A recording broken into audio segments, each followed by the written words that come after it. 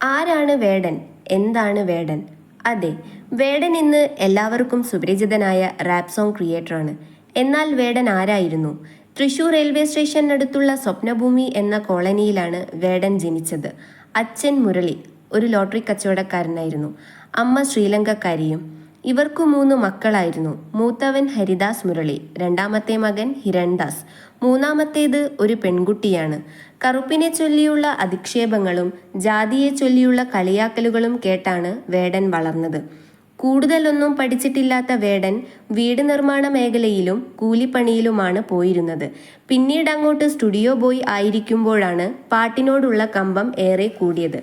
വാടക വീടുകളിലായിരുന്നു ഇവർ താമസിച്ചിരുന്നത്. 2 വർഷം മുമ്പാണ് മുളകുന്നത്തുകാവിലെ വാടക വീട്ടിൽ വെച്ച് അസുഖം ബാധിച്ച് വേടന്റെ അമ്മ മരിച്ചത്. മകന്റെ വളർച്ച കാണാൻ പറ്റാതെയാണ് അമ്മ മരിച്ചത്. പിന്നീടാണ് ഒരു വില്ലയിലേക്ക് താമസം മാറിയത്. അച്ഛനും ചേട്ടനും ഭാര്യയും സഹോദരിക്കും ഒപ്പമാണ് വേടൻ താമസിച്ചിരുന്നത്.